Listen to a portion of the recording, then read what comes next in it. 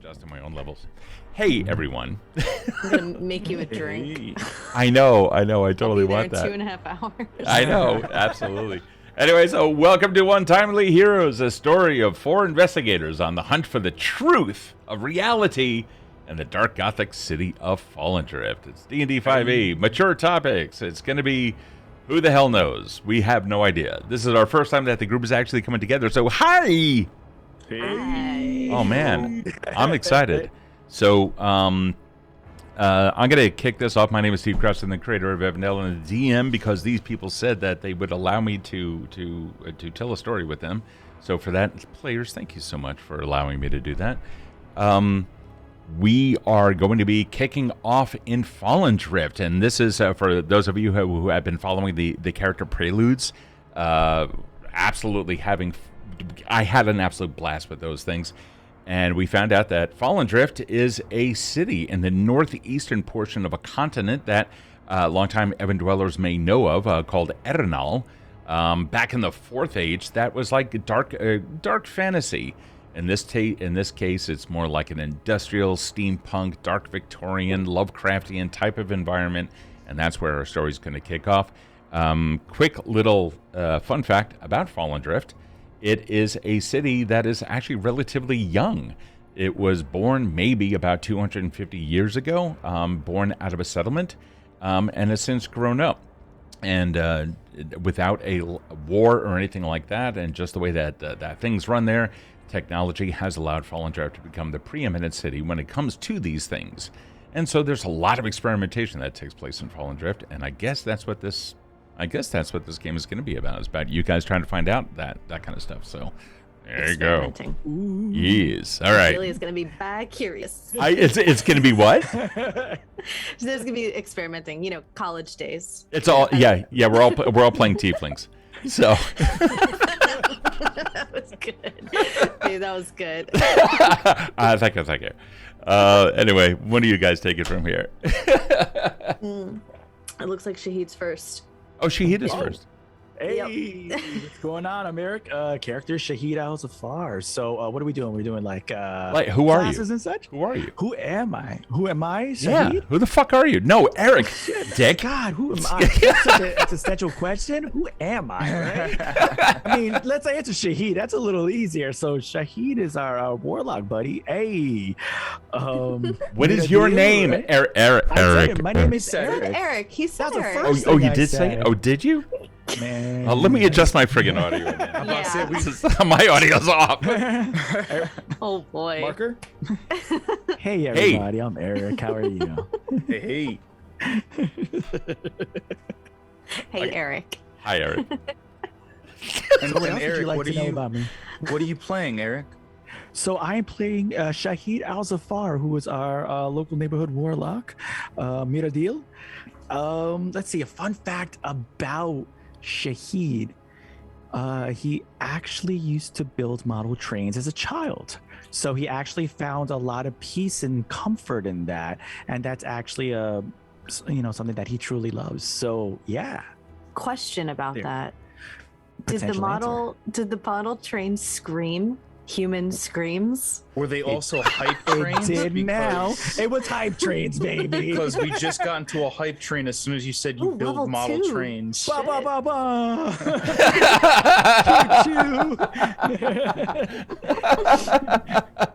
Oh my god. All right. Cool.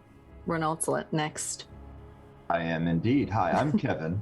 I play Renault Noreau. I am the group's, I believe, if I survive, the group's Artificer. And for a fun fact of Mr. Renault is he had the hardest time learning math when he was young, and turns out that he became a prolific mathematician, thus becoming an engineer, where he is now. No shit. Nice. Oh, dude. Cool, I love that cool. background. Oh, my God. And they are totally kicking up Hype Train. They just completed level 2, so you guys now have +1, +2, and +3 for tonight. Thanks, everybody. yeah. Let's Whoa. go. Yeah. Because they fuck know yeah. we're doomed. That's what it is. Since we're going in backwards order for how we premiered Maphis, I think you're up next. I am up next. My name's Kevin. As other Kevin pointed out, last name Maphis, which is often used as my first name to a lot of my close friends. That or Maph. I did not know that. You're Oh, actually yeah. called Mape, dude? Oh, Maph all the time. Maph. Oh, okay. I play Grungnir the Gilded. And fun fact about Grungnir, who is a barbarian but also a doctor somehow, is as when he came to Fallen Drift, the only thing he will drink in Fallen Drift is either tea, because he doesn't trust the water, so that's an easy way for him to remember to boil it, or absinthe, because it is the only drink he has found in Fallen Drift that can get him to a drunken stupor.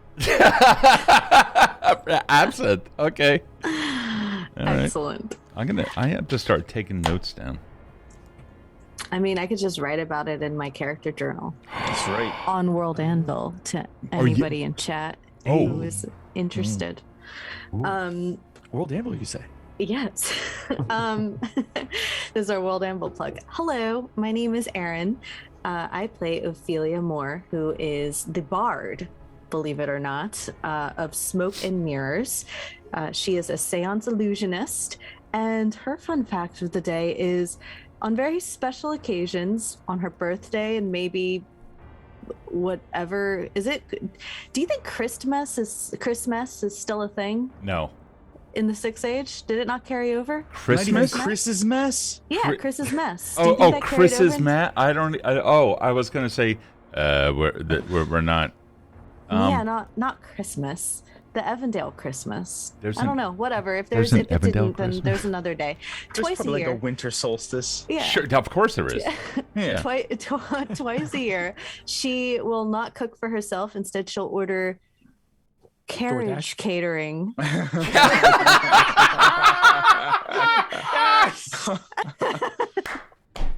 And Carriage indulge in local cuisine. You. What's Yeah. Ophelia's favorite thing to order from Carriage Catering? It doesn't really Alright. matter, but she does have a favorite delivery boy whose name is Joshua. So she tips him well. And that would be Raffle Iron. Just the tip. Just the tip. Just the tip for Raffle. I'm recording notes. Joshua is actually a demon spawn. right. So that's Trying used to against us. Are you trying to make this NPC more attractive? Because I would romance the shit out of a demon delivery boy. We did just talk about tieflings a moment ago, and that's Exactly. a result. That's a thing. That is totally a fucking thing. All right, cool. So you guys had one thing before we start really getting into the game itself. I have a real question to ask you. This is the first time that all four of us, or all five of us, are together. When it comes down to your preludes and how it's going to affect tonight's game, how are you? Are you really set in your characters? Like, do you have a good feeling of who they are? I feel like yes, and I mean I got to see everybody else's. And it feels like yes. It feels like you all nailed that shit. Oh, dude. Okay, cool. Yeah. Cool. All right. Well, you guys ready? Let's go. Let's do this.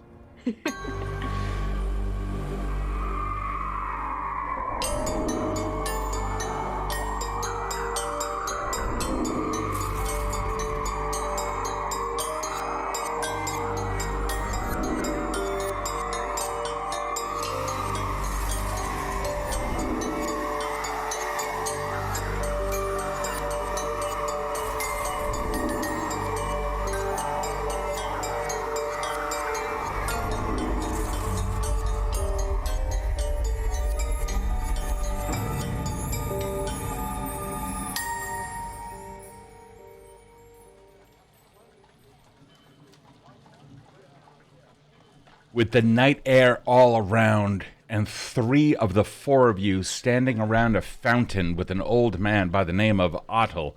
He's barely had the ability to introduce himself. You all heard a horrific scream coming from the north end of the park. Shahid, a small girl to whom you had held out your hand in order to give a gift to, slowly approached at a distance of about 20 feet. You reach down into your pocket. Next thing you knew, the girl was standing directly in front of you, and before you can do anything more, it was a horrific scream as her jaw dropped open. Her mouth was now a foot wide. You fell back on the seat of your pants. What are you doing, Shahid? Backing up on his heels, like kind of crawling backwards and looking around to see if anybody else is witnessing what he is. The 3 of you at the fountain, you heard in the distance like a horrific scream, and you can see a small girl standing there and about 5 feet away, slowly scuttling back, or quickly scuttling back, some guy. Grungnir, you think you recognize it as Shahid? Yeah, gonna head on over there. Shahid, is everything all right? You start running. It's like 75 feet over there. So, yeah, Grungnir, you go. Who? You see that now that you're looking at the small girl, she looks pretty normal. I kind of clamber to my feet and I look over to you. Did you see her, man? Did you see her? Her whole face opened up. She looks quite normal to me, lad. Are you all right? Have you been drinking? I tried, but I apparently didn't have a sip. This has been happening to me all day. My episodes have been triggered for some reason more than ever. I have no idea why, and something told me to come here at midnight to wait, what are you doing here? Listen, I received a letter as well to come here at midnight. What? And so did I, and I'm going to arrive at that moment. Okay. Ms. Moore. Yes, I recognize you. And you. Right, from the spirit From Winslow communication thing. Yes, the seance. Yeah, that one. Right. Yes, I received a letter also. You said you received one? Wait, And he'll reach in. you guys received Just out of official curiosity, what are you guys doing with the odd little girl standing about 5 feet? Renault? Yeah. What is she doing is more like it. Yeah, exactly. All right, that's fair. Dealing with this She's just shit. staring. I'm done with her little ass. Looking back at Shahid, this character who just lost his mind for a moment, and seeing Grungnir walk to him, and I looked at the little girl and I go, are you all right, doll? And I'll take a sweet, and I'd be like, he's clearly touched with madness. Here you are, take this. Renault, when you start talking to the girl, you can see someone just out of the corner of your left eye, out of your periphery, rather on your left side. And he's standing back in the shadows, leaning up against a building. There's some about 50, 60 feet away, leaning up against it. And you can see his shoulders moving up and down as if he's giggling. I'm not going to give him any eye service, but I'm going to make sure the little girl accepts the treat, and she's not paying attention to the potentially traumatic event of a man screaming at her presence. And I'm going to I'm going to stand up and observe the spectacle, because we're about where we need to be. But Okay. and then I'm going to turn towards the gentleman. You do, and you can see the figure there. As now the little girl, first off, the little girl doesn't even acknowledge you. Continues to look directly at Shahid, and you see her like loom forward, like lean forward by about an inch or so, as if she is studying him. Shahid, you absolutely recognize that she's like peering right into your soul, and then she turns around on heel and starts walking back towards the building. Meanwhile, that guy just kicks off of the building just a little bit and turns, and you can see he's heading into a space between the building and a nearby wall, a very dark alley. The only problem is you also see him completely disappear before he even reaches the alley. Does he go into the same direction as the child went? The child is walking back towards him, and he's walking in this direction. You guys are here, right? So you're like looking over, looking this way. So she's walking like as if she were walking towards me. Meanwhile, this guy just starts going this way, and you see him go. Oh. Now I know. And I look at Renault. You saw that. The girl, right? The man. The little girl who saw you awkwardly. The man. Oh, he's not there anymore. But yes, I did see the little girl. So yes, I did see a man there. He's not there right now, but nonetheless. And did you all say that you received letters? I got mine from the hospital. I said nothing of the sort. I have no idea who any of you are. Right. You just walked up to me and called me mad. I know you, Grungnir, of course. Ms. Moore, we've met prior. Sir, you are, and he looks to Renault. Yes, I am Renault. You can call me Renault, because that is the name I have given you. I was summoned here by strange circumstances, but I'm assuming they all align. This is very curious. Kind of interesting setup we have here. Everyone was here. Who else is here? Is there someone else here? There might be someone of renown. You there? And Renault, as you look around, you can also see that an old man holding a cane, and he has on a top hat. He's slowly walking from the fountain to you guys, and he's about half of the way there. You are someone of note and someone of significance. What is your name, since this is a very odd, strange of improbability? You're talking to the old guy? Yeah. Yeah, he's like not there yet. He probably doesn't even recognize that you're talking to him. So, there was a girl? What was so terrifying about her? As she approached me, because I was going to donate some coin to her, I witnessed her face opening up and she lunged at me. You didn't, clearly none of you saw that. Have you not experienced that? Or her? Did you not see the way in which she was peering into my very soul? I don't like children, so no. That I did see. So, never mind.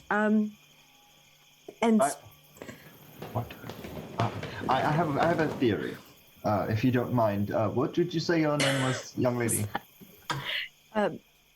You're very kind. Ophelia Moore is my name. And you, young man, the beardy man. I'm sorry, young man. Oh, thank you for that. I'm Grungnir. So what I'm thinking, and this is all speculation, is that there is some inebriation involved in this that may have interacted with some medication that you may have subscribed to this gentleman. Maybe, I don't know. But you're getting perspective issues. Oh, sorry. Excuse me. I am so sorry to have interrupted. I fear that it's the agents of things that are afoot here in Fallen Drift that have called us all together. My name is Otto Varick. I've called you here in one way or another, or at least some of you. The only problem is that I too was called, and I don't have too many answers. But what I can tell you is this. If I overheard you correctly, strange things are afoot here in Fallen Drift. This is entirely true. The organization which I represent, the Intelligarium, has been gathering some information about these things. However, we are quite remiss in many of the things that we have gathered. We simply have not. We have not the resources to be able to Excuse me, Mr. Very. Oh, we? We. Yes. Who's we? Oh, the Intelligarium. The Intelligarium is, that's an old organization, more like a social club these days. Several of us who rather fancy the curiosities of life. We go around and ask questions of the very nature of reality. And what we have found, about 2 months ago, we were in contact with a spirit, one by the name of Ethan Long. And Ethan Long had spoken to us. We were not aware that Mr. Long was a spirit at the time. We just heard a voice, and we assumed that it was some sort of seance chicanery, such as what Ms. Moore here is capable of. As it turns out, Mr. Long has been dead now for quite some time. My condolences. Wait, how long would you say he's been dead? I was just at the asylum and they said that he had recently passed away. About 5 years now. 5 years. So, in the short of the long is, I had received a message in the form of various 4 random, seemingly random words, a quick little anagram solving, and I discovered that I had been tasked with a mission to find my murderer. This is interesting, and I know not why this was the case. However, turns out that others had also received this message. And Mr. Long had also led us to you 4. And so, invitation was sent to some and others. In total, there are approximately a dozen of us. We may have 13 and 14 coming shortly. So you were the ones that sent the invitations to meet at this location? That I'm afraid not. Someone else did. And I would like to think it was Mr. Long. I was going to say, because mine appeared on a mirror, not in a letter. And mine appeared within a letter. It was a code and some silly words on the corner. Not to find my murderer, but just random words. What words did you have? Oh God, Unity. Hold on, let me look at my letter, and I'm gonna fumble in there and pull it out. Hold on. And he reaches into his coat and pulls out. Error, mold, red, things like that. Yes. Yeah, mine said dried 1, rum, and furry.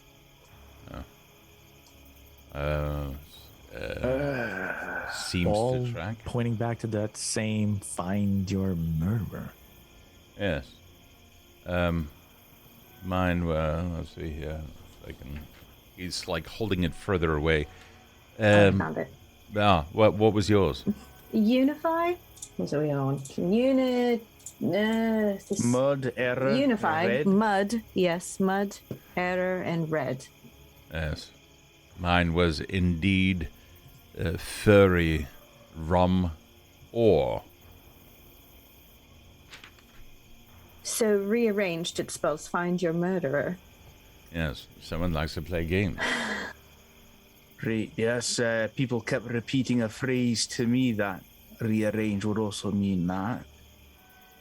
The issue that we all seem to have is that we have been warned, and we are not alone in this. We do not know who a murderer is. We do not know anything about the time of death, but the others to whom I have made my acquaintance have also received similar things. And in fact, there is only one amongst us who has not received a message per se, but rather a set of circumstances that simply led them to meeting us as well. I don't understand, though. Are we made to join this little club because we're curious or because we're tasked to find a murderer? Oh, no, you're not made to join anything. And it seems as if we're tasked to find our murderer. Let us Well, I'm just... sorry. If we all receive letters and anagrams, Renault, was it? Yeah, that's correct. What are you doing here? How did you end up by the fountain at midnight? Yeah, I was here part of a kind of invitation, a job application kind of thing. I may be here because someone else is supposed to. I should probably check on them to be sure. A lot of weird circumstances have been happening in recent portions of my life, I must say. But, absolutely normal. Taking a stroll midnight by a fountain for some reason. It's very normal. Mr. Renault, I addressed you. I have had a dream. And in this dream, you were walking around the fountain. That fountain back there. Very curious one of that. And I was speaking to Ms. Moore here at the time. You were not of this dimension, were you? Curious that you should use such phrasing, considering not many people tend to bring that up in random conversation, and I could not confirm or deny the truth of that. But I think I might as well. Yes, that's true. What? Another dimension. You're thinking about it too hard. It is just random happenstance. You know how you could drip on something, fall, hit your head, and suddenly turn into a cantaloupe. Just the probability of things tends to occur like that. Yeah, I'm here from another place, and that is all. That is. Yes, usually when they say another place, they say another place, another district, another street, another community, another city. He said another dimension. In the semantics of improbability, that's all. Are we ignoring the fact that he said that he turns into cantaloupes? I was stuck on that. Yeah, I was. A lot of chaos theory, yes. It's a long, drawn-out explanation. I could take weeks and lots of collegiate courses to explain it thoroughly. But yes, what you said is true, and I gave a comparative that would perhaps help dull the truth of that. Why do you have my bird? To the old guy. Oh, I do not. This thing has been following me around for the evening. He's got a name, you know.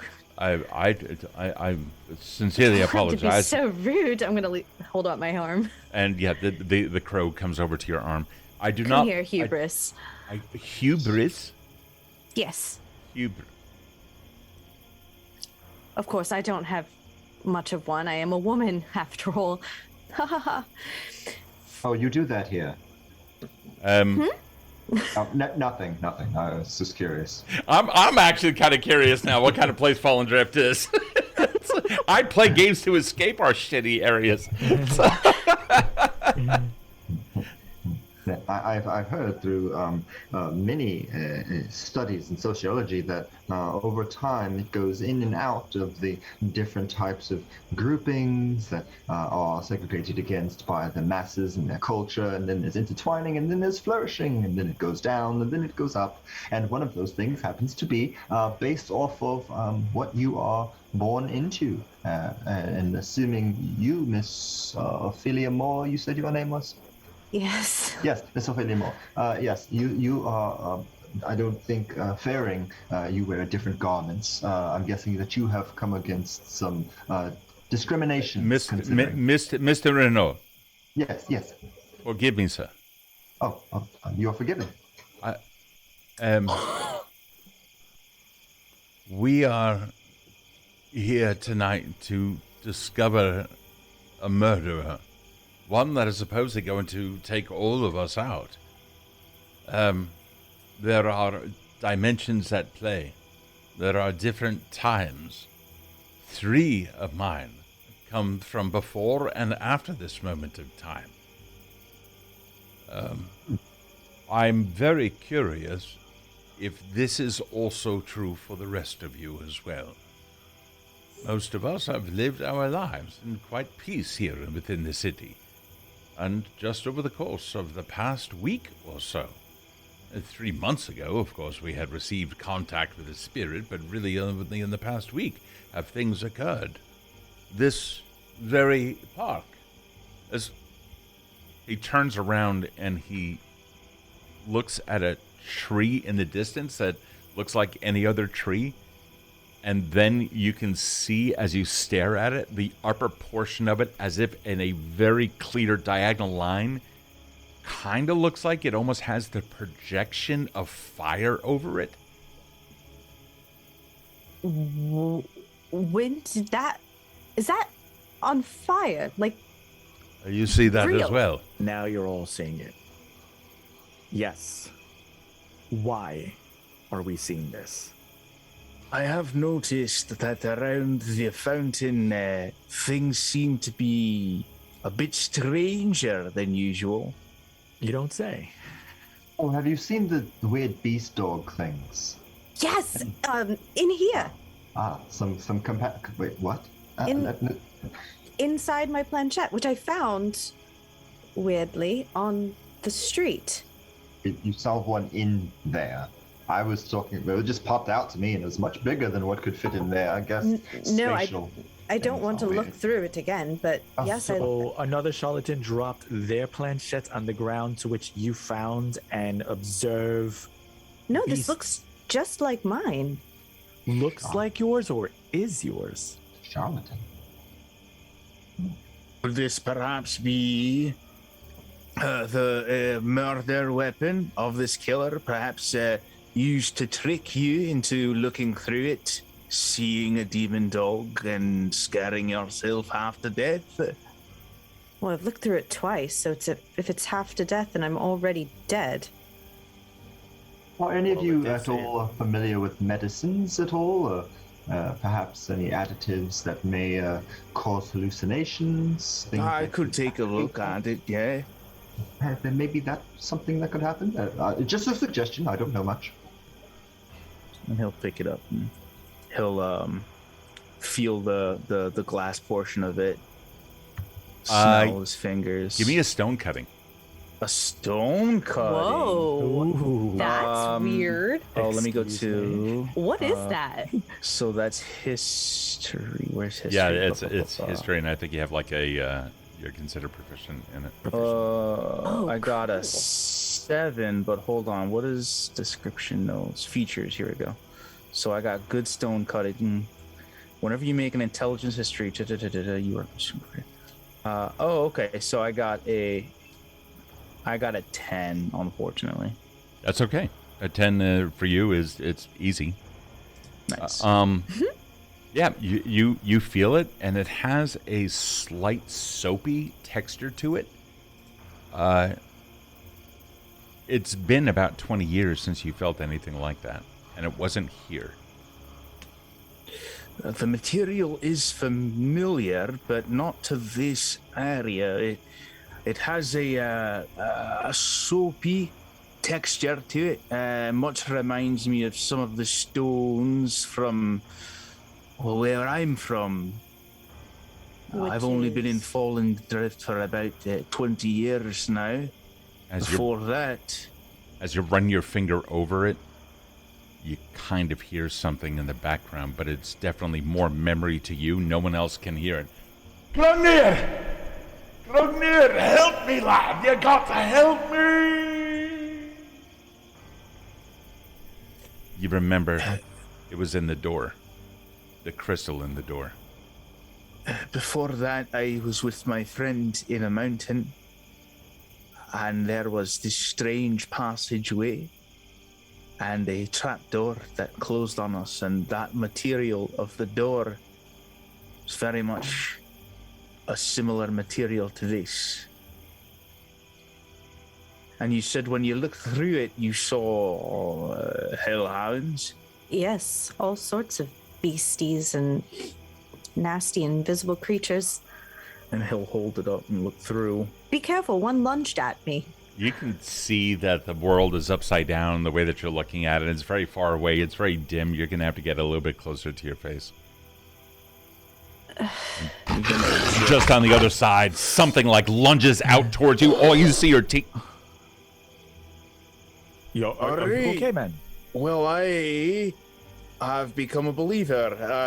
There is definitely, I don't know if it's a trick of a lighting or smoke and mirrors, but there is definitely the sounds and sights of a demon dog on the other side of this planchette. As I have said. And he's going to hand it right back to you. About this, it seems that that is in fact some, you said soapy, basic kind of textures, viscosity. Yeah, I don't want to touch that ever. Thank you. No, don't pass that to me at all. However, it is good to note that we all have this thing that we have seen collectively. You've all seen hellhounds? Well, no, I have. No. I hadn't seen it before that. Save for the little girl whose face opened up in front of me moments ago, no. And No upon that, hellhounds. you just take a quick look over and just to see if she's there. Nope, she's not. Looking at this, you can hear the barking of a dog somewhere in the distance, like just outside of the park, probably in Beggar's Row. You can hear you some guys- carriages and stuff, but other than that, the city seems pretty unresponsive to anything you guys have been hearing. Yeah. So we were all called to meet here now. Right. Who are we meeting? I believe each other. So, I didn't invite anybody, and I was invited. Why are we meeting each other? And why aren't we meeting a superior officer in this club, or if Well, I am a representative duly appointed by this social organization to come. Otherwise, this park would be filled with another dozen or so of us. I am seeking out answers on behalf of my acquaintances just as much as you are as well. Of course, nothing binds us together. We are not requesting that you join or anything along those lines. But considering that all of us, save one, is that correct, Mr.? Yes. Are about to be murdered. And Mr. Long has information about this. but Mr. Long is dead. Precisely. Don't you speak to the dead, Ms. Moore? It is your talent that you are known for. And one of the Of primary course. reasons why we have summoned you. Is there... I don't mean to be rude, but is there pay? Do I think spirits we only can- come out with coin? Well, Oh, actually, when I gave the no. coin to the girl, No, I mean Okay. for using my specialty or talents. Do that- something Was this- good. You should definitely be paid for it. This is no sort of place for hobbies. You must know, not at least not in this part of town. If you require pay for your services, and providing, of course, that you're able to summon forth and channel these spirits, then yes, I'd gladly pay you a crown for that. Though I do find it a bit hilarious that you are asking for payment to save yours and all of our lives, but... all right. Hypothetically, on that, I have not been killed yet, so I am prepared, and I will offer a copper piece to help. Very well. 1 copper and 1 penny. One crown and 1 penny are on the table, Miss Moore. Are you able to, or... None of us have been killed. I just want to make sure we're all clear. We're all alive. Everybody's well and mostly of sound mind. That's objective. As far as I know. Okay. Is I'm sorry, is nobody else... Am I the only... How do I put this? Opportunist among us? Let us just say Yes. that perhaps Mr. Shahid. Oh no, I'm an archaeologist. So facts, history, that's my specialty. The fact that these spirits have to come out only through means of payment, even when your life is potentially at stake, is more. I'm sure that we can just pull out one of those boards or grab a piece of chalk and scribble some cadences on the ground. And Ethan, was it? You can speak to us and give us some more answers, or somebody else? Yes. If you'd like, I'll just give you my planchette and you can speak to Ethan yourself. Please. We are all in the same state. This is not a bargaining table in a merchant square. I am just as curious as you. And if Miss Moore says that her services require some money, and money can be used to gain some answers, then I am more than happy to engage in it. Of course, I expect the answers, however.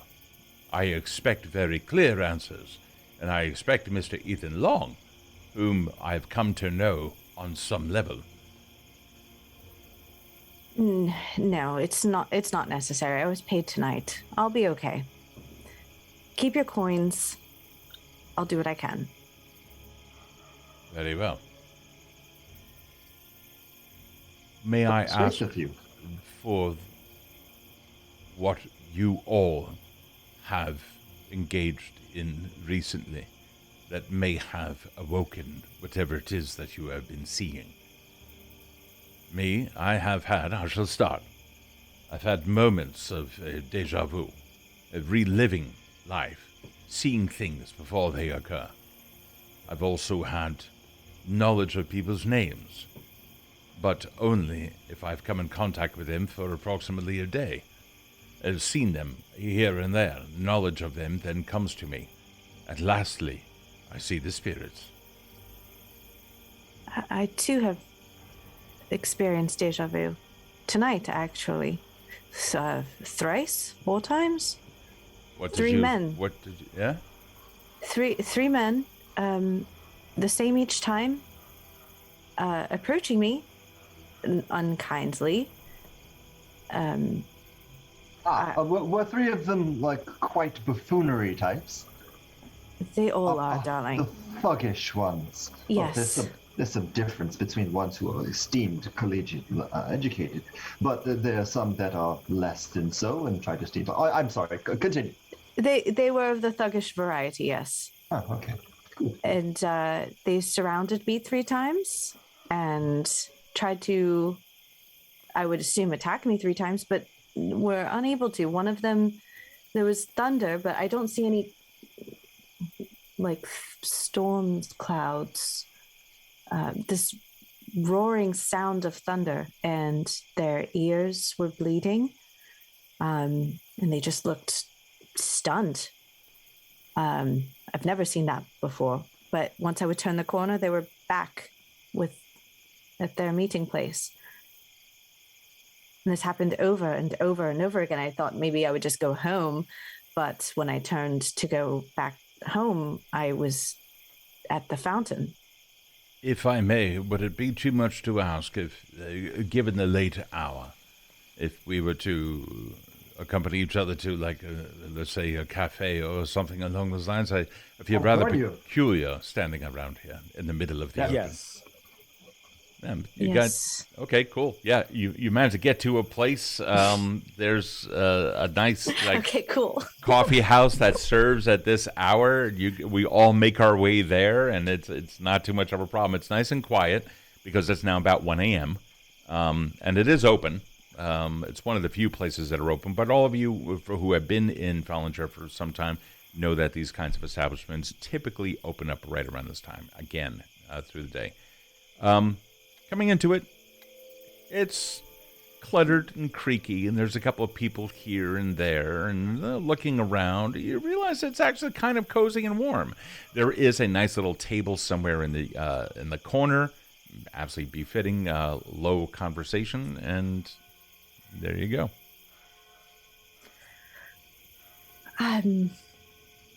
So what exactly would you need in order to have a seance for this spirit fellow? It all depends on if he wants to speak. I would assume so, since he wrote us letters. It helps if we're at the place where he died. Do we know where that is? I could ask the asylum. They were knowledgeable of his passing. They may know of when and where exactly.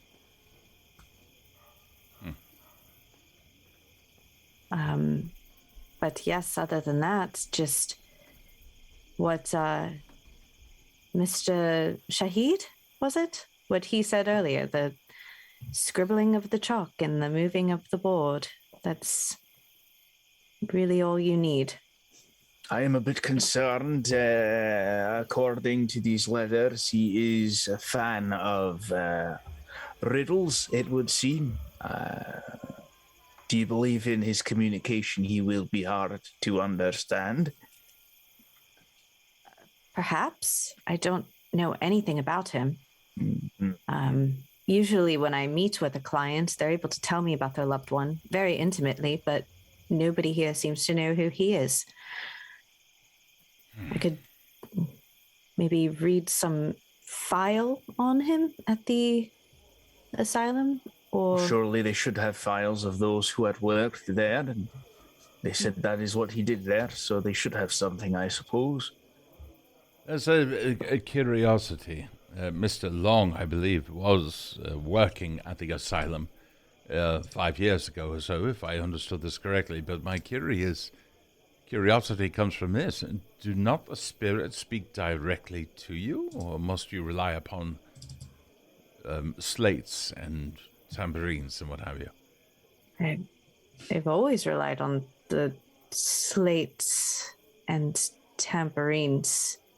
They've been instruments for them to channel through. There was a theory, actually, if I remember correctly, that not everyone perceives everything exactly the same way. So it would make sense, given some shifts in audio interactions and perhaps different frequencies, wavelengths, that you may have a chance to understand things a little differently than perhaps you do, sir. One that comes to mind is the Noreau theory, which is something I like to coin up myself. But that is definitely within the realm of possibility. So it makes a lot of sense that you would require something that makes noise, something that shifts your vision, allows you to better receive whatever it is that you do. As Shahid said, charlatan work. Renault, there is someone standing alongside you. They are dressed in a proper uniform from the Thracis. They're saying they're just waiting to take your order. No one else sees this person that he's about to talk to. I will have, let's see, do you have black tea? Black tea, please. Yes. One black tea. Renault. Yes. Who is it that you are talking to right now, lad? The figure turns and walks away, placing an order somewhere. They're listening. Did you order? They who? What do you mean? Hello, come back. And you want to order as well? And they're not there anymore. Hello, where'd he go? Was it a cantaloupe? Not this time. Although that would be very improbable. Okay. Where'd they go? Renault, Ms. go ahead. Please understand that in my experiences and studies, there's just many individuals who try to take advantage of things that are beyond people's normal perceptions and beliefs and try to conjure up these untruths merely for profit. Now, while I believe that there are some who may in fact be able to speak or see those that have passed, as a scholar and a man of history and the sciences, I just tend to lean towards understanding practical means before I assume spirituality. So I must apologize as a gentleman for my words. I just really need you to understand why I say what I say and where me and my colleague come from. If you forgive me for a moment, the outstanding issue seems to be that we are all about to die. Well, right. I just wanted her to understand that I do believe in such things as speaking to beyond the grave. So the reason why I'm so blunt and direct is because if it's something that can be done, I just... In a matter of efficiency and I forgive you. Yes, we are all going to die. I don't know. I don't have my things. What do you need? Oh. He tinkers. He makes things. I do. Are there particular materials that one may need in order to properly conjure? I'm asking in all sincerity. I mean, I've seen the instruments that you use, but I don't know if there are special materials that need to be gathered from ancient sites or burial grounds. And If I may, we may be able to provide some of these materials rather easily. This was an impromptu meeting. Impromptu, if you consider that it was a spirit that had sent us. If I may, ask some questions. All of us have experienced some issues. All of us have experienced something odd. Dr. Grungnir, if I am not mistaken? Correct, hey? Your abode is in the western portion of town, if I am not mistaken, yes? Aye, yep. And how long have you been here, sir? 20 years. And prior to that, if I may ask? Prior to that, another time in a mountain with my clan. Another time? What? Another time, lad. I'm not from around wherever this time is. This is when I first arrived. It was all very new to me. I'm from a time of steel, iron. We had no machinery, no carriages. Lived in the mines most of my life. How has this never come up in conversation, lad? How did you come to be now? Certainly questions must be asked, and these are exceptionally important questions, and no doubt all of us are going to receive a bit of a shock. Mr. Renault. Yes? Were you born here in Fallendrift? Absolutely not. And where were you born, sir? That's a really difficult question, mainly because if you know the ground that we all walk on, and you look up and you see the nearest star. Look, can we go outside? We're not going to go outside, but if you were to go outside and look up, you would see a star, and there is stars all around, and somewhere between there, I was born on something we call the colony. And when were you born, sir? From what I've been able to vector in terms of timeliness, not for another 1,000 or so years, maybe, I think. Miss Moore, You are a resident of Fallandrift, are you not?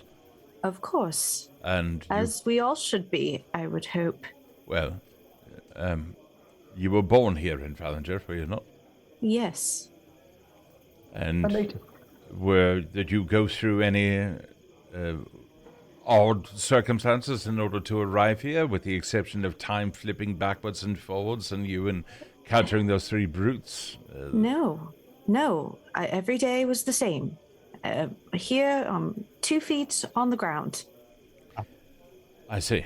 And by what name shall I call you, sir? He looks at Shahid. Shahid is fine. Very well, Mr. Shahid. And you, sir? You come from this time to... Yes. Yes. Yes. I've been here for quite some time. Well, here as in this time, I mean, I am Miradil, so I am quite old. Yes. However, this age or dimension, No. definitely. No. If I may ask, do any of you... He stands up, takes off his outer coat, hangs it on a nearby hook on the booth's end, undoes his coat. Have any of you seen a mark that looks like this? And he pulls back his shoulder, and you can see what seems to be something that looks like that. It looks like it's been inked in his skin, but it looks more like a burn than anything else. A simple but roughly hewn or roughly drawn circle with a couple of breaks in the line, and through which a slight curved, also rough line. Would Shahid recognize this as any particular kind of ancient text or religious symbol? There's something about it that bothers you. You've seen it before, but it's not something that you're accustomed to. I've seen many glyphs and sigils, symbols, and the like, and Yes, well, this one looks oddly familiar, but I can't place it.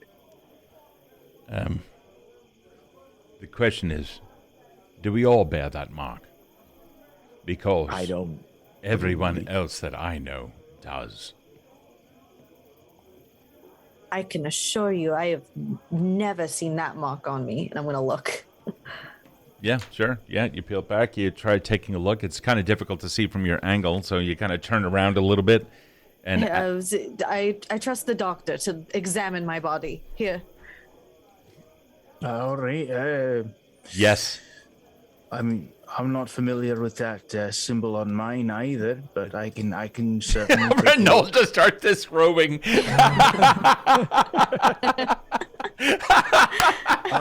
Rennie, Sir, we are in a public place. Is it on me? Grungnir, you see it. It seems that it is, which leads me to worry. Is it also on me? Renault, you take a look, and you're agile enough. You can see that there seems to be a scar of some kind there. That it's not rubbing off either. My bitterness prevented me from looking back. I'm not paid enough to look back there.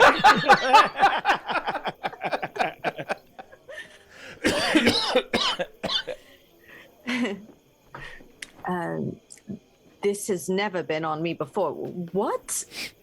Is it a burn? That's the Does question. it come off? There are several other things that bear this mark. Several other kinds of marks that are very much like this. They don't seem to have any sort of meaning that we've been able to discern. Mr. Shahid. Yes. If you'd be so kind, sir. Oh, sure. And he exposes a portion of his chest, Nothing there. his back. And anyone who looks at it, you can see it peeking out from underneath the shirt. That'd be so dope if that was actually the mark. mean that? That'd be so fucking good. How did this get here? Is this it? That's it. That's the same thing. Is this a That's kind spot of- like a death spot? Are we marked for? Do they all have the same angle of break? They do. Yeah, if you just take a look at it, you can see it like there is. Let me show it to the player camera first, really quick. Okay, you can see that there is in fact a break in the line. But I just meant like, are they all identical on all of us? no. Oh, it actually looks like it's been. Like, does it look like it's like different angles and It's every times? The angle is all the same. There are some slight differences, more owing to the same person drawing the same thing, kind of thing. Sure. Okay. Doctor, do you have one as well? I suppose that I do, although I don't remember ever seeing it before. Renault, you see it. Yeah, it's right there on the shoulder, right there. It's right behind you. Yep. Yep. You're And I can't see it because your hands The are covering it. mark. Is it like raised skin, like a scar? Not at all. Ooh, It's- interesting. Yeah, it's not like a keloid, and it doesn't have the same kind of scar tissue feel to it, but it undoubtedly looks like a burn. But it Ooh. doesn't have the feel of burnt skin. Oh, that's so creepy. It's so where I'm from, as you've all so aptly put, there are these things that we do that are barely noticeable. We call them tattooing. We have that here too. Oh, and- okay. All right. I was hoping I didn't go that far back. But they don't leave. We've perfected it so much that you can take almost realistic images and put them on your body, and it doesn't leave any scar tissue. You don't say, Grungnir says as he's covered in golden tattoos. I figured that was an adage of your kind. No, we're not born like this. Well, yes. Mr. Otto, what has the rest of you gathered about this symbol? That's just it. We haven't the slightest, but what we have been able to find is that those in the park who many call mad, those who swing at imaginary creatures, and those who sleep out on the benches, and all of them, many of them bear scars that are very similar to this. Smooth, like skin, burned nonetheless. Is it believed that it may potentially be some kind of mark given at birth? Like a birthmark, I mean? Or No. There are some whose professions require them to be rather familiar with the flesh in our ranks, and I can tell you that they would have certainly understood if their body had been marked in some way or bore a mark at birth and therefore had it throughout life. And do they all have similar episodes, such as lapses in time? Precisely. And yes, and that is why, and we all have received the exact same thing, find your murderer. Now, those that are in the park, however, do not bear the same symbol. Those in the park bear much grievous wounds, claw marks, it seems, but of a most unusual kind. He turns his attention to Grungnir. The doctor here may be able to provide a little bit more information on this if we were to examine some within the park. They bear scars that are unlike most wild animals, what they may leave. Large, claws spaced out approximately as such. about the width of a body? About the width of a hand, a very large hand. But the interesting thing is that it seems to come if a creature were to swipe at you. The presumption is they would not be swiping up at all times, but they come at you as such. These seem to be coming from another direction. But Mr. Grungnir would be able to provide a little bit more information about that, being a physician. I could definitely take a look. I am concerned about the hellhounds that we envisioned through the planchette. Yes. and I am not too certain exactly where they come from either. But I should also tell you that he looks at Renault and he looks at Grungnir. Like you, I do not come from this place either, though I have been here quite some time. I do not come from this place either. Do you come from this time? No. I was much younger when I had come here, and it was with the presence of something that I had run into. An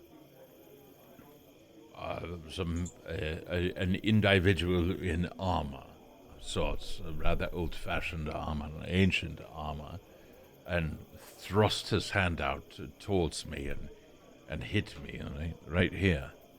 And at that point, things began to change. My surroundings were not what they once were, etc., etc., and then I find myself here, only now some 30 years ago. And this is when you and the Intelligarium first connected? No, actually, the Intelligarium is an ancient society, one that has existed since, since the founding of Coltrek, in fact. You all know that Coltrek is a city that's several thousand miles off to the west. The Intelligarium has existed, and in one form or another over the centuries. The question is that I was one of the founding members of the Intelligarium from way back when. But what we've encountered here was nothing that I've encountered before. Mr. Grungnir, you said that you come from a time from long before carriages and what have you. Correct, yeah. Dr. Grungnir, I apologize. Sorry. The time that I'm from, it was, believe it or not, a darker time than this. Wars were fought in bloody melees. There was no powder or shot. Most of us were also afraid to leave our own homes in fear that some great beast might pick us out. May I ask of the moment of your transportation, as it were, or teleportation, or whatever the word is, into this time, do you happen to recall, and by what manner you made this transference across time and space? I had run into a bit of trouble, and as I was making my escape, I was stopped by an armored... And he slammed his hand into me, and then I was transported here during the war. The war? Were you both in the same war? I was not involved in... What war are you referring to, Doctor? It was about 20 years ago. I had just ended up on the middle of the battlefield. And you mean the one just north of here? Correct. There's a nation, it informs everyone, there was a nation, or is still a nation, directly north of Lich Deep, where we are, and they had seen fit to reclaim or annex some lands, and Fallon Drift had come to the call. You arrived at that point.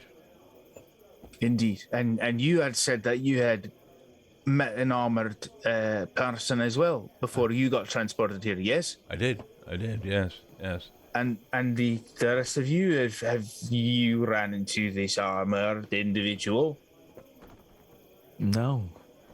Not necessarily, no. What do you mean? You said an armored person?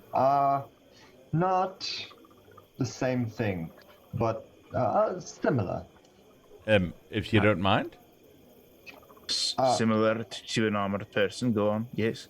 We had a lot of armored things that handled tasks, and amongst them there was one that I should probably be getting some observations on that followed me here. But no, not necessarily an armored person, but oh goodness, it's so disorienting looking at you like this.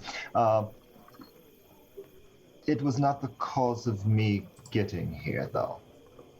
I was But not wait, shoved. one came with you. Possibly, maybe more. I don't know. What? Mr. Renault, I apologize, sir. What are you Yes. referring to? There's a thing in my time that it is armor that moves on its own, and you do a series of bits of filament and metal connectors, and you give a lot of math, and the armor will do things for you. And we've gotten so good at it that we almost wiped out an entire civilization with it. But that is a thing that I'm concerned about, but it has nothing to do that I know of with my being here. I'm sorry, did you just say you brought one of these things here with you? I didn't bring it. It came along with me. Where is this thing now? The Civilization Destroyer. Where is it? Oh boy. I'm sorry, did I miss something here? You said the civilization destroyer. He says it almost destroyed their civilization. Literally what he said. In a lot, collectively, they have the potential to do that, depending on how many they are. But it's just one. And so how nothing armored too was much the to worry about. one? It was all armor. Imagine if you were wearing armor, and then imagine if your skin was armor, and your organs were armor, and your blood was all of that armor. And how long has it been in Fallen Drift? How long have you been in Fallen Drift? A few years. So it's been here for a few years, just lying dormant somewhere. Afraid so. Might not have a proper power source. Mr. Otto, you look concerned. Sometimes I see things and I question their reality. I have to look inside of reflections to see whether or not they are actually there. And he's looking out the window, out to the street, and there's a cat just kind of standing at its profile, and it's kind of looking at the window and then away. No, that's not Omen. Shahid uses his mirror now and tries to look over his shoulder to see if he sees the cat through the mirror. Yeah, you kind of do. Yeah, it's totally there. What? Do I see the cat? Yeah. I'm gonna look over. Yes. Are we... Okay. Please tell It's me just a some of you cat. see the cat. Yes, we all see the cat. Oh, thank goodness. Very well. After hellhounds and girls with faces opening up and Invisible waiters. invisible waiters and armored beings that destroy worlds, I believe a terror cat. Oh, that's no ordinary cat, sir. At What this kind point, I of believe cat you. is it? Approximately 150 years ago, something had occurred within that park. The park that we were just at. In fact, I'm finished with my drink. If you would like to go back to the park, I'll be more than happy to show you. I haven't gotten my black things. tea yet. Well, anyway, yes, let's go. Yeah. Yes. It's fine. It's fine. You exit the cafe and going back outside into the cool night air. As you walk into the park, it's peaceful. People are sleeping on park benches. You can still see a little bit of an odd... Hey, thank you for the follow. You can see a little bit of an odd wave at the top of that tree, and still see an overlay that looks like fire. It's in the distance and has no illumination of its own, so it's not actually creating illumination, but you can see the wavering portion of it, and it seems odd and just, well, odd. When you finally get to the fountain, he turns around. This entire area had been destroyed. There was a battle that had taken place here, and all of the buildings on either side of the park, the benches, and most within who were visiting. It was broad daylight at the time, from what I understand. I was not present during this time. There was a battle of sorts, but it was not a battle which anyone here within the city would ever come to understand. According to the history books, anyone here with history that wants to roll? Yeah, if you guys have done any kind of a study in museums and libraries or anything along those lines. I will do it anyways because give me a history check. Absolutely, give me a history check. 7. D20 plus 7. 1. Where's my D20 at? 16. Okay, cool. It'll be a 13 total. 13. All right, sweet. So it's a little bit on the obscure side to find anything that's absolutely reliable. A 10 or above, you can find some mention of it. At 15 or above, however, you kind of get the feeling that I did encounter some weird article about this in a paper that was folded up neatly and laid down in a library somewhere. He continues, and you recognize certain elements of this story. It was at a time when Fallen Drift and everything about it was rather, shall we say, a little bit looser than it is today. People believed in a little bit more magics and spirits and all sorts of things, and much of that has now passed with time. But certain elements within the city itself felt that there was an encroachment from outsiders, and we are not talking ordinary invaders. We are talking things that live in other places. Somehow, somewhere, they managed to get here. The city of Hollendrift has since fallen asleep from this, and several generations have now passed, and most people do not pass down the stories of what happened here at Ludgrave Park. It became known as Ludgrave Park because this was a park of low graves. All of this, a cemetery, all around us. Mass graves, more to the point. But what it was that fought that night, or that day, was most unusual. The Intelligarium is trying to gather a little bit more information about this, believing that the recent sight of the Ash Hounds, which you have been calling Hellhounds, that these Ash Hounds they've always been here, sir. These things that loom about and lurk at the night have always been here. But there is one difference. They don't exist in the same realms of reality as we do. And this place may only be entered via one's dreams. It is for this reason that we call it the Dreamlands. And it is most curious, it is most unusual. And these people here, and he walks over to somebody who's sleeping on a bench. Madam, if I may, your marks that you had showed me the other day. And she looks a little bit lost. Eyes are wide and nostrils flaring. She's terrified of something, but not of you. She's terrified of the things that constantly surround her. You can see her turning every now and then. Ophelia, if you happen to have the planchette in hand, you would be able to just kind of hold it away and look through it, and you can see this entire park is overrun by the very thing that she's frightened of. The marks, if you don't. God. I glance over your shoulder and see it for the first time. Yeah, you see it. Renault, no, not with that. But you kind of get an understanding that there is something there. Renault, may I have a perception check with disadvantage? Stand by. And while you're doing that... Oh, that's a small one. Yep. Disadvantage. And my total is 14. Dude, and that's with... Just damn. That's with... Yeah, right? That's with disadvantage? Mm-hmm. Fantastic. You look at it through your monocle, and you don't see it.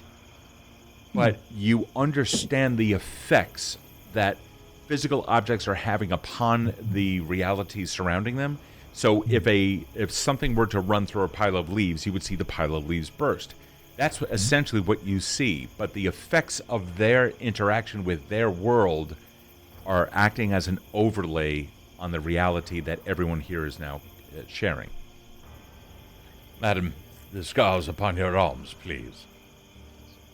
Dr. Grungnir, you see scars that seem to start here, under the arm, and then scrape up on the inside of the body. And she shows you more on the inside of her arm. She exposes her flank and shows you that there are scrapes that seem to come from the ribs and move over. Like they start in the most unusual of places. May I please have a medicine check? Sure. Medicine. 20. Dirty 20, but a 20. Oh, dude. No, that's fantastic. Nice. Yeah, no, that's really good. So, the scars of these victims are caused by a large set of claws that you already know, but the claws themselves are actually quite wide and short. You take that to be because you're not seeing that these scars are caused by anything that left a deep impression or something, but they're also wide, like they ripped skin, but they didn't rip skin in the usual fashion. They did it in a way that caused that kind of still smooth scarring effect, like a burn of some kind.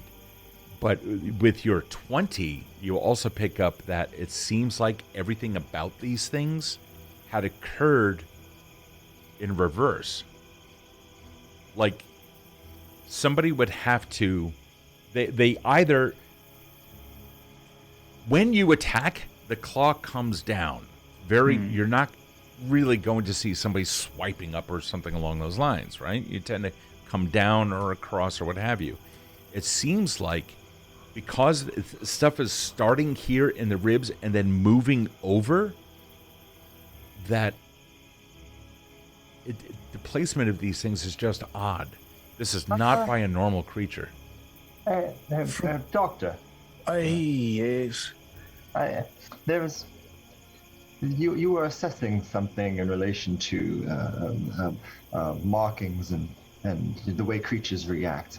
Suppose, and this is a hypothetical, the purpose of the creature moving were trying to escape, as if they were ripping out of wherever they were. Is that more of a potentiality? She looks right at you, and she like looks at you like you have three heads. I was there, sir. You are where? The one being attacked. I was there when I was attacked, sir. You can just ask me. Nothing was trying to come out of me. Well, I don't mean it's prospectively it's weird. So if I were to come at you as if I were trying to get out of where I was, I wouldn't be trying to necessarily attack you, but you would be the fulcrum of the attack. Something may in fact be in a different place that is you trying to get out and you were a victim. From what I'm seeing here, it doesn't look like there's something attacking from the inside of you, Miss. It seems more like the wounds are being done in reverse, if that makes any sense whatsoever. Although being around the fountain, I have noticed that time does not seem to work in its natural order. So perhaps that doesn't too far out of reach.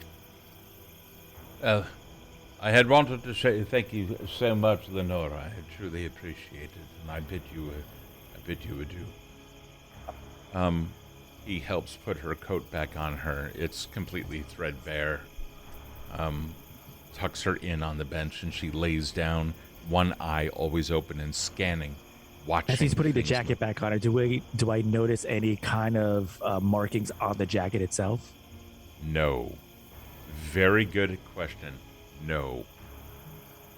In fact, I'm gonna add. Yep, go ahead. I'm just gonna add my shawl over top of it because I had come out with my shawl to stay kind of hidden. So I'm gonna put it on top of Lenore. Yeah, you do. What are you guys doing? You had said, in fact, I interrupted you. Oh. In fact, most people around here seem to bear these kinds of marks as well. But unlike ours, which all seem to appear in a single place on the back of one shoulder, their marks are commensurate with an attack occurring in places of advantage for the attacker and not in any pattern. So, same sort of mysterious mark in that it's mysterious, but likely two different sources. Oh, I would say so. Unless it's the fact that we are still targets and they are not. Oh, that is a very good. That may very well be, sir. And you So said these this markings- only... Go ahead. Oh no, I was just gonna say that. So these markings may just act as a sigil of beckoning to whatever entities may be threatening, or had threatened these people, and now threatening our very lives. That's my fear. Mr. Long was not clear on his description of how we are to be dispatched, as it were. Well, perhaps, Miss Moore, we can gather your equipment and perhaps make a pit stop at the asylum, gather some files, find us a table, and see if we can speak with the dead. I don't see why we can't do that. I'm not going to sleep anytime soon.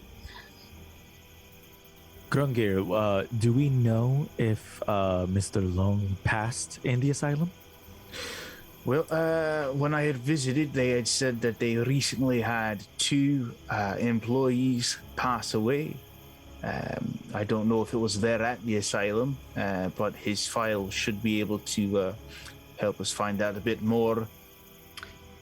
Sure thing. And to Ms. Moore's credit, if in fact that Mr. Long did become deceased in said asylum, then maybe that will aid in your potential connection, no? If I'm understanding correctly now. Yes, it would be. It would be more of a possibility. Yes. If I may, the Mr. Long did perish within the asylum at the same time that the asylum was closed. I'm sorry, is the asylum not supposed to be open? The asylum most assuredly is not open. But Grungnir, Merryweather Asylum, yes? Molson Hill. Is that the name of the asylum that I Yeah, it is. Of course, it was. All right. What's wrong? I definitely visited that asylum yesterday, and it was staffed, although not well, and there were people inside. How long did you say it was supposed to be closed for? 5 years. Everyone 5 within years. the asylum was murdered brutally by one of those within, and they never found the murderer. But no more murders had taken place. Merryweather Asylum, adjacent to the hospital, had then been shut down, and its doors chained forevermore. The blood, supposedly, of those so grievously destroyed, their lives taken from them, still adorn the walls, it is said.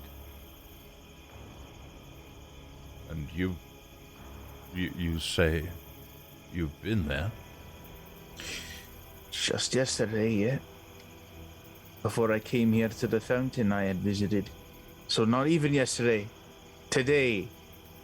Before tonight. And it was staffed. There are 2 people that I saw who were working as members of the staff, a doctor and a woman at the front desk. The names, do you remember? Yes, I would. It was only earlier today. I had known the doctor. He was a young lad, although when I had seen him, he was much older. Lost his damn mind.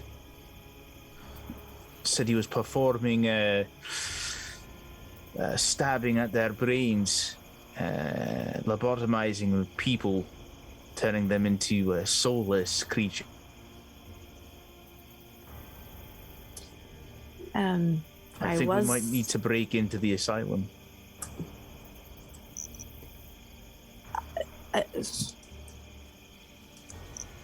Okay. I am fine with that. This is fine because it's either that or the fire tree behind us. And I'd rather break into a sanitarium. We're doing that now. I would like to do that now. Well, we should be gathering your equipment first, I believe, right? I have my stuff with me. I don't go anywhere without it. If you will forgive me, it is currently, I assume, approximately 2 o'clock in the morning. I do not believe that we as strangers should be approaching any closed facilities at this hour of night, lest the guardsmen arrest us. That's the only time I go into places, but all right. I was about to say, is it not easier to break into a place in the dead of night? Also, aren't we supposed to be murdered soon? I thought we were supposed to make haste. Well, yes, I suppose that is a valid point. I was thinking more about getting some sleep, but I mean, you do have a point. I would love to sleep, earlier. But you also said that these marks occurred in the Dreamlands, so I would much rather never sleep again until I figure out all this nonsense. I've had this information in me for 3 months, and I have most assured they have had very restful evenings of sleep since. All right. So I think the plan should be, just as a matter of safety, we should all stick together, A, and 2, our first step should be to get to Miss Moore's place, gather the equipment, get some sleep, and then try to break into the asylum. Hopefully, they will have some files still there from 5 years ago. Or maybe we'll get lucky and the place will somehow still be open like it was today. Perhaps. My place is small, but you're welcome to stay if you'd like. Take you up on that. Okay. There's just one boarder upstairs, and that's all. Do you have a blanket? I have several. All right, I'll take one of those. And where exactly are your... I'm. Oh wait, hold on. I know exactly what district. I know exactly where I live. Mendington. No. You don't live in Mendington. That's where the seance house was. Yeah, I live close to the hospital, though. I think. Well, how convenient. I live very close to the hospital. The district is. I'll just show you when we get there. There's a little sign. It's lovely. Steve, how close is Squire's blacksmithy place to that? Squire's is... Hold on, let me take a look at the map here. Where's the handy things? By the way, anybody here, if you go to World Anvil and you search for Evandale, you can look at the Palindrift map. It's totally interactive and it has lots of pinpoints on it. Hospital. I see this. Eastgate. Let me see here. Eastgate. I live in Eastgate. Eastgate. So you're in Eastgate. Matter of fact, here, guys, in the chat, there you go. You guys can take a look at this map, the same map that we're looking at. Yeah, you live in Eastgate, and the Smithy Squires is like not there. Yeah. That's a North Gate. Yeah, it's on the other side. Do you need to stop at a smith? Oh no. One of my dear friends, Squires, when I'm not in the office at the museum, has allowed me to hold up in one of his rooms. So I didn't want to be too much of a burden to you at your home. But it is nothing. It's small, if you don't mind small, but it's warm and clean. I couldn't imagine it being any dirtier than over top of Smithy's. So I thank you. Ms. Moore. Of course. All right. And Mr. Otto, you are also, of course, welcome to stay. Thank you. I am going to report back to my acquaintances and inform them that I have in fact met you and that you are all indeed very much alive. And Mr. Otto, if we needed to get in touch with you or your acquaintances in the Intelligarium, is there a particular area or headquarters that we should look for? Yes, in fact, you can find... if you happen to come across our mark anywhere, then you'll be able to just be there for a period of time. Place your own sigil underneath our mark, and then we will come to you. The mark is that of, well, it will look like an eye, in the shape of an eye, with an hourglass behind it. And what do you mean, our You mean sigil? Our mark? Sigils? No, as in the shape of an hourglass, just an X with something above and something below, and then an eyeball, an open eye. Oh, but you said our sigils beneath it. Oh, your mark. You create your own mark if this is how you wish to communicate with us. Okay. Okay. Cryptic and mysterious. And... My apologies. I do not mean it as such, but these... Oh, no. If anything, it's a relief from the cat and cantaloupe talk, so... Well, yes, I suppose so. I think that if was there's pointed at me, nothing... actually. If there's anything else, we should maybe get some sleep. And yes, I'll lead the way. Yes, very well then. If this is what we wish, then I'll tell you what. Why don't we return in 10 minutes' time after we take a nice little break and go to the loo, as it were. So stupid. We'll be right back in 10 minutes, guys. Standing in front of the asylum. You've all managed to catch a little bit of a rest or what have you. The walls themselves are old and decrepit, slowly falling apart, much like the minds of those that they once kept captured here. Probably their own isolation forced upon them is what broke them, as well as breaking down this structure. 4 steps lie in front of you to a massive double doors directly in front.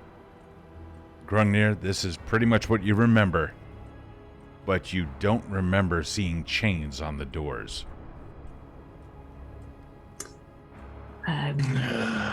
Doctor, how did you get in, if I may ask? Well, as I had stated before, when I came here, this place was up and running, though not in good shape.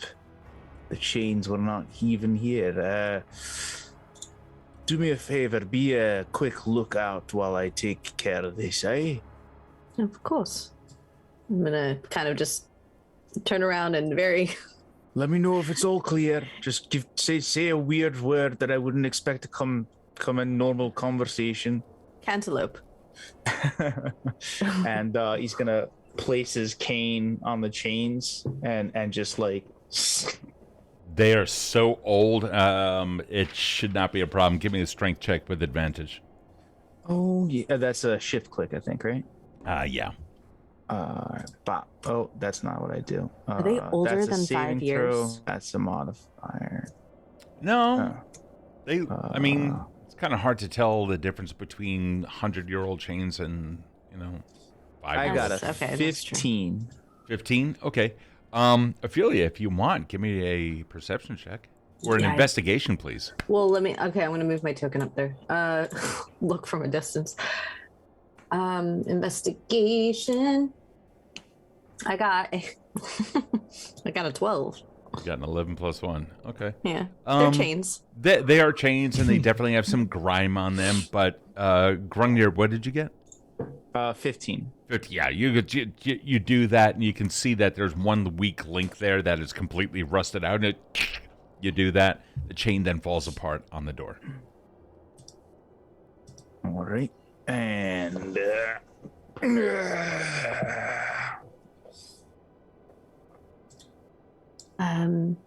are we all okay with being criminals now? Does anybody have a record? The cops were after me earlier today. I'm sure this is not going to really do too much to my reputation amongst them. Excellent. My reputation actually does pay the bills, so to speak. So, all right, I will follow you. All right, and good doctor, you know I have your back, so I'm definitely there. And I'm gonna look back. I'm gonna see. Make sure there's no eyes peering at us before we enter in. And as you look in, I'm looking directly at you. We just have to find. That's fucking eerie as hell. He's like, just have to get in there. Come on. Oh yes, I'll go ahead. You have a stronger back. Is Otto with us? No, Otto did not go. He stayed back at his Intelligarium friend. Oh, that's right. That's right. Okay. Yeah. So we just have to find files, and then once we can review those, Miss Moore, we should be able to start the seance. Is that correct? Yes. After you? Yeah. Hey, Steve, does the layout look the same? Kinda. From what I Just remember, a little bit dirtier. I couldn't find a map that was that's all right. Absolutely what I had, but. So to help me out, if I were to remember the layout from earlier today, where did I go when this guy led me to his office, which is where I'm going to assume the files are? So there is a door to the upper right. Now, excuse me, up to the upper left, just to the left of the stairs. However, as you go over to the desk, Renault, you can see someone. Now that you are there inside of this room, let me get the room here. Now that you're there, you can see that there's an empty chair along with some old files along the back wall. And between you and that chair is, of course, a desk. Ah, wonderful. This is the front desk right here. All right. See if I can finagle it's old, so maybe I can finagle it, check it. Seems like somewhat shoddy workmanship and compared to, laser grids, but yeah. I'm gonna try and wiggle it. Wiggle the shelf? It's like a countertop. I'm just gonna hop over it then if I can get through. Sure. Power slide, yeah. And the moment you do, oh Jesus Christ! Oh, there's something in the chair. What? Looking right at you, and its hand what? reaching out as if to stop you, and you can feel a thunk. Like there's. What do we all see that? Yeah. And Ophelia, immediately off to your left in that chair. Yeah. Oh, fuck. So, do I have a reaction? There's no initiative, so feel free to do whatever you're going to My ass right back over the Okay. walkway. So, nope. I'm just gonna hop right back over. do. The one over the counter is looking at you. Would you like to make an inquiry of the doctor? And wait, its hand reaches out to the counter and flips over some pages which are not there. We're looking for a file on a worker here by the name of Ethan Long. Ethan Long works here still. May be able to find Mr. Long upstairs, but I would inquire with the doctor first. he's a doctor. I am a doctor. And Who is currently running the asylum right now? That would be Dr. Belfry. Belfry, like bats in the belfry. Got it. Yeah, right, cool. Belfry, crazy guy. Was someone inquiring about me? The door opens to the northern portion, and someone steps out. Dr. Belfry? It is? Does he look like decrepit at all? He looks old. He looks thin. He looks like he stands there slightly hunched over, a bald head, always peering out from underneath his brow. Not too much flesh is on him, clinging tenaciously to his skeletal frame, his hands writhing around as if in contemplation of things that are much greater than what you currently present.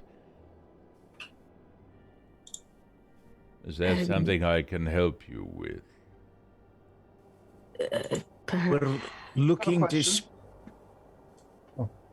Yes. When was the last time you checked on your staff?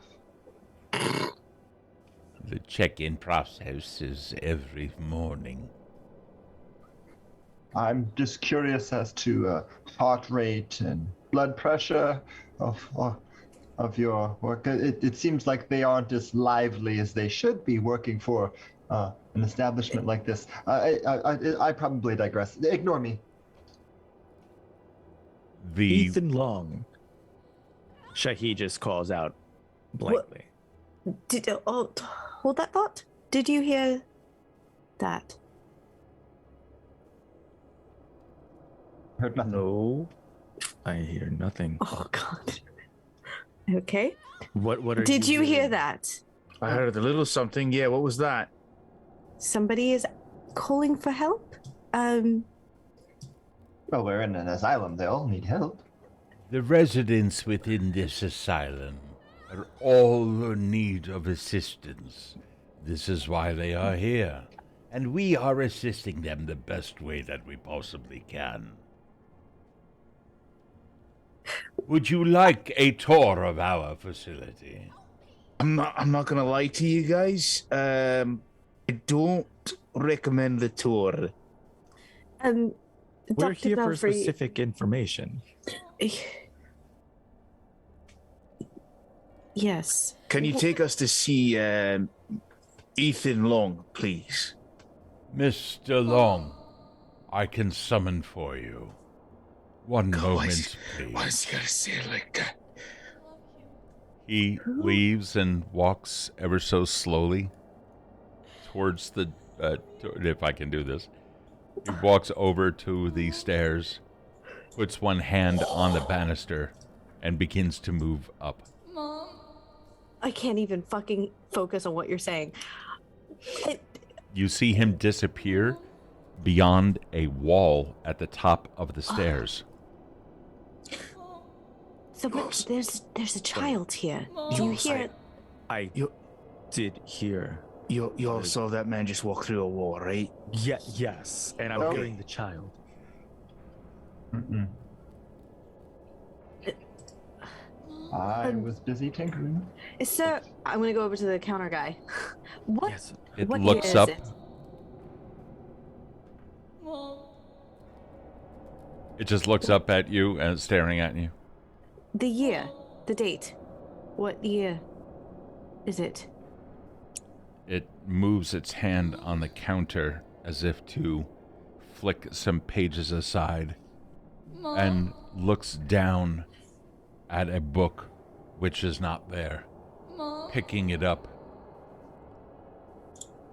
grabbing the Please corner, be 1843. Please be 1843. and Please be turning the 1843. page. Your check-in date is not for another week. And it goes back I'm sorry. to writing Her notes. Check-in date? What do you mean by her? I think Check-in date. he means my check-in date. Right. I'm following what he's saying. You can do it preliminarily. That makes sense. I'm going to be here in a few days, so like a hotel, but for weird guests. Is the Yeah. voice coming from upstairs or downstairs? Yeah. What? Around. You can hear something moving across the ceiling. Oh shit! I look up.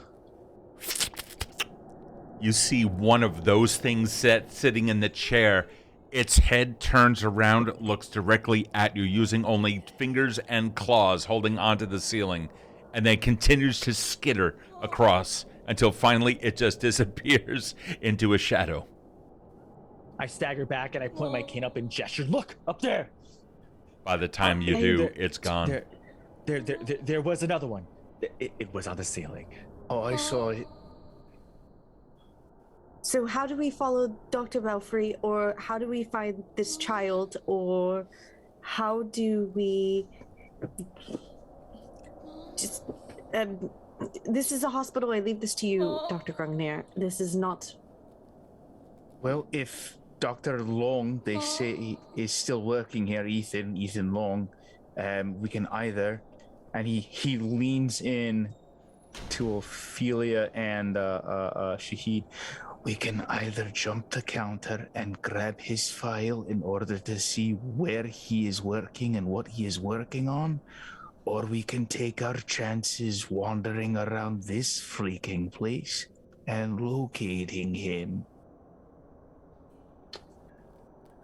Right. There is also, and he looks around, this voice that we have to take into consideration. Somebody seems like they require One of those assistance. is coming closer. I look over Grungir's shoulder and I notice that one walking. Is it just walking into a wall? No. Oh, it's just walking. He's walking around. Shahid just quickly turns and looks at the clerk, puts his hand on the table, and he goes, Shahid al-Zafar, when is my check-in? Reaches over, gets the book, looks at it. Again, a book which does not exist. Mm-hmm. A sound of a slamming metal door somewhere around. It continues to look. Non-moistened tongue, almost dust and small bits of it coming off on its finger. A shaking hand flipping over several pages, scanning a page. Al-Zafar, Kama Shahid. That's right. 6 days hence. I wanna put my planchette over where the book should be to see if I could see a book. Oh, as soon as you do, you see a... Oh, yeah. Oh, yeah, you do. Okay, and I'm gonna slowly move it over the man's hand. Oh, and you see like a human hand. And I'm going to very slowly hold it up to his face. You bring it up to his face? Mm-hmm. Okay, you do. And the scream that comes out, that was completely ineffectual there. Like it's looking right at you, and you move it, and it's just... Next. Did it look like it was... In pain, Yeah. being tortured, Yep. you can see a trickle of blood coming out of the corner of its eye. Okay. Ms. Moore, is everything okay? Yes, I don't think these people are here on their own volition. Spirits of the dead, perhaps? I want to try something. I'm gonna Why go. do they believe that we're going to be checked in? I don't know if they do. I don't think he understands what he's saying. The real him underneath. Oh, it's probably very accurate. What is that? Who? Okay. I don't know. I'm gonna go. Okay, I'm gonna go up really close to this guy. Hold on.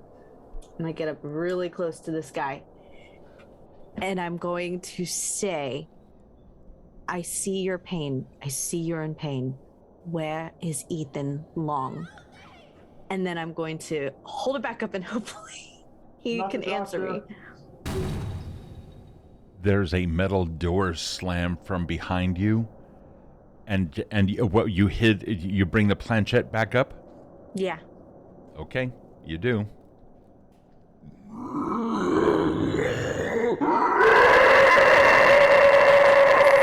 Fuck, I'm gonna pull it down. Down. That didn't work. He is being tormented. Well, Otto did mention that everyone in this asylum was murdered. This could just be, on your professional opinion, perhaps the spirits of the dead haunting this place. I have never seen spirits like this before. Shahid's gonna make his way to the bottom of the staircase, and as they're speaking, and I'm gonna look up. Is that just a flat wall on the top of the stairs? It is. It looks like a wall that had been constructed. I'm actually gonna start walking up as close as I can, and then when I'm about 5 feet in front, I'm gonna take my cane and just knock on it. Does this seem like a little hollow compared to like other portions of the wall? I'm terribly sorry, sir. Mr. Long is not quite present. He's indisposed of momentarily. And continues to walk past. Excuse me, sir. Yes, Mrs. Moore. Yes. Where, if you don't mind me asking, what does Mr. Long do at this hospital? He's caretaker of the floors and walls. Upstairs, or the entire thing? For the residents of our facility. Yes, and where do the residents live? Wherever they wish, they have free reign, of course. Once the treatments have been applied. So, Mr. Long should be coming through here any... Mr. Long is tending to his duties, madam. What treatments do you all do around here? The kind that bring peace to the unquiet mind. I've heard that one before.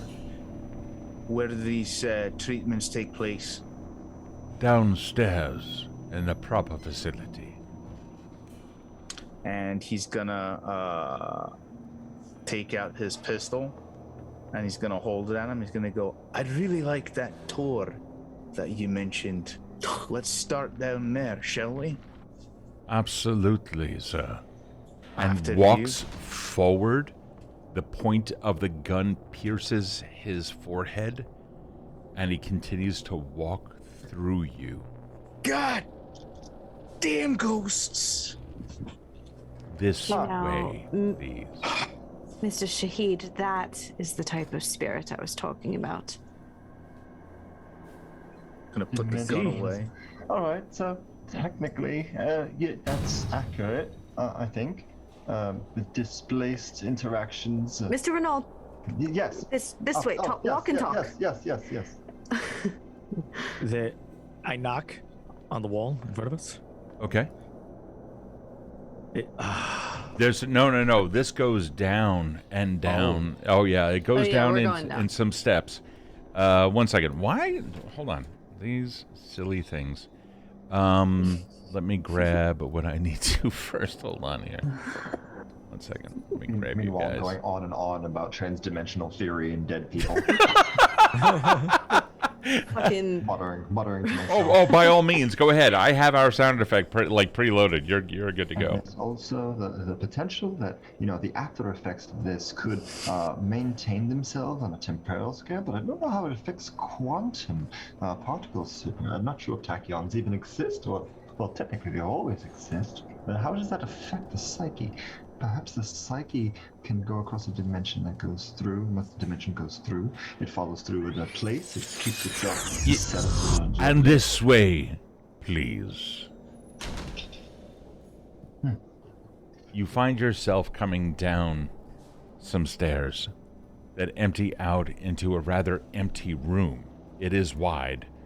There's not much here, however. It looks like most of the furniture have been removed.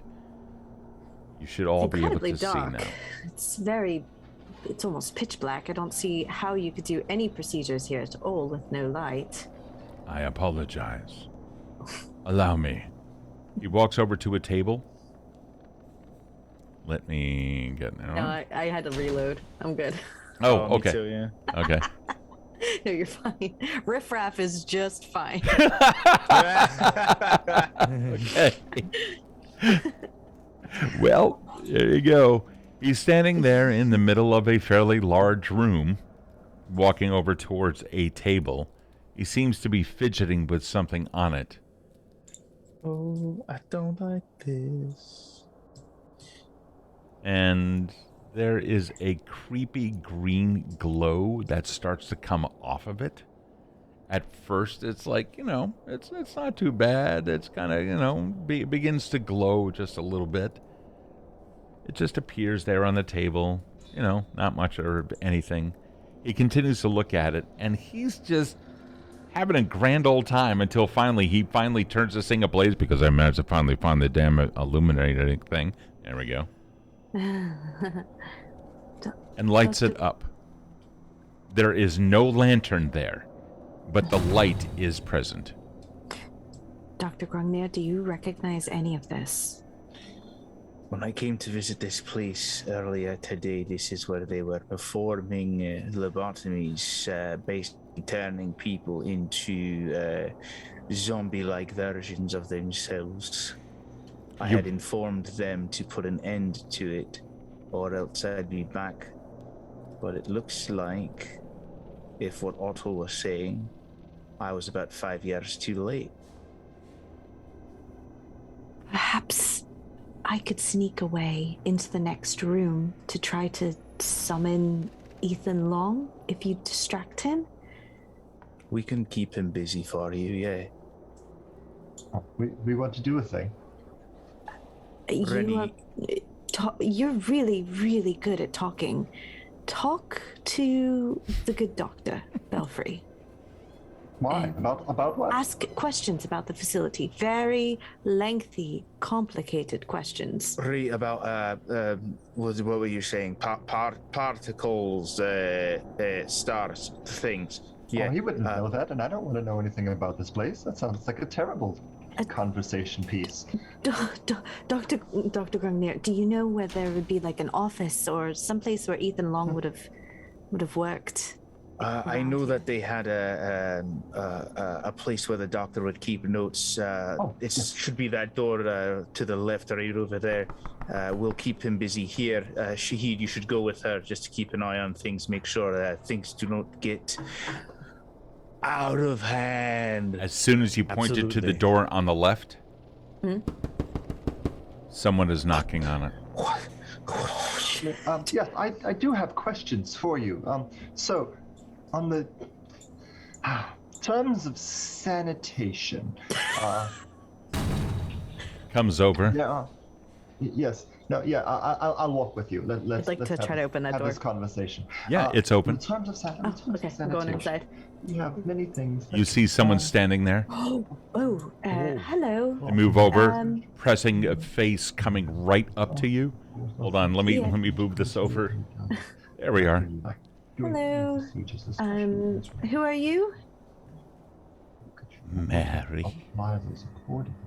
Mary. What a lovely name. Thank you, love. Yes.